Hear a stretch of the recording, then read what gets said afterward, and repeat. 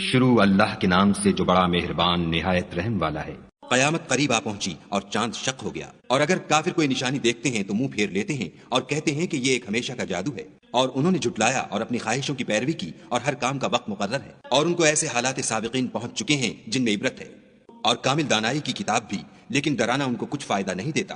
تو تم بھی ان کی کچھ پرواہ نہ کرو، جس دن بلانے والا ان کو ایک ناخوش چیز کی طرف بلائے گا تو آنکھیں نیچے کیے ہوئے قبروں سے نکل پڑیں گے، گویا بکھری ہوئی ٹڈیاں ہیں۔ اس بلانے والے کی طرف دوڑتے جاتے ہوں گے، کافر کہیں گے یہ دن بڑا سخت ہے۔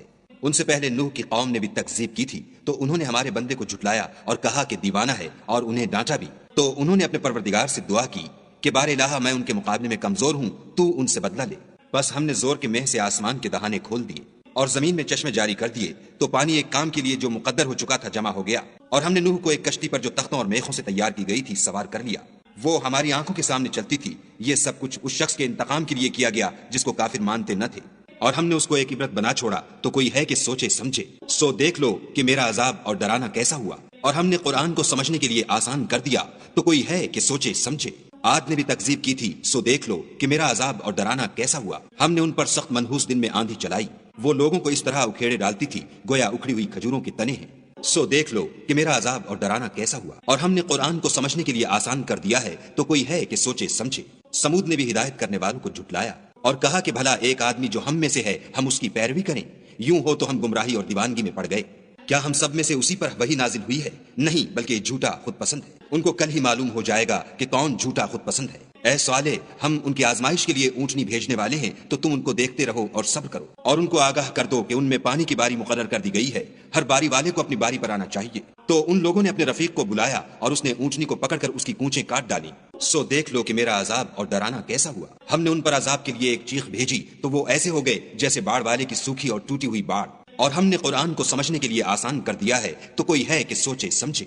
لوط کی قوم نے بھی ڈر سنانے والوں کو جھٹلایا تھا، تو ہم نے ان پر کنکر بھری ہوا چلائی، مگر لوط کے گھر والے کہ ہم نے ان کو پچھلی رات ہی سے بچا لیا۔ اپنے فضل سے شکر کرنے والے کو ہم ایسا ہی بدلہ دیا کرتے ہیں۔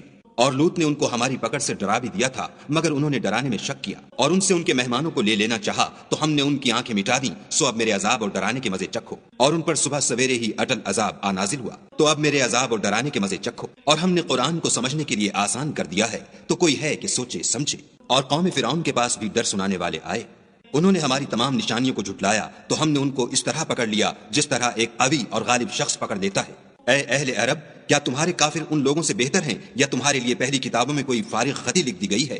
کیا یہ لوگ کہتے ہیں کہ ہماری جماعت بڑی مضبوط ہے؟ ان قریب یہ جماعت شکست کھائے گی، اور یہ لوگ پیٹھ پھیر پھیر کر بھاگ جائیں گے۔ ان کے وعدے کا وقت تو قیامت ہے، اور قیامت بڑی سخت اور بہت تلخ ہے۔ بے شک گناہ گار لوگ گمراہی اور دیوانگی میں مبتلا ہیں، اس روز منہ کے بل دوزخ میں گھسیٹے جائیں گے۔ اب آگ کا مزہ چکھو۔ ہم نے ہر چیز اندازہ مقرر کے ساتھ پیدا کی ہے، اور ہمارا حکم تو آنکھ کے جھپکنے کی طرح ایک بات ہوتی ہے، اور ہم تمہارے ہم مذہبوں کو ہلاک کر چکے ہیں، تو کوئی ہے کہ سوچے سمجھے۔ اور جو کچھ انہوں نے کیا ان کے اعمال ناموں میں مندرج ہے، یعنی ہر چھوٹا اور بڑا کام لکھ دیا گیا ہے۔ جو پرہیزگار ہیں وہ باغوں اور نہروں میں ہوں گے، یعنی پاک مقام میں، ہر طرح کی قدرت رکھنے والے بادشاہ کی بارگاہ میں۔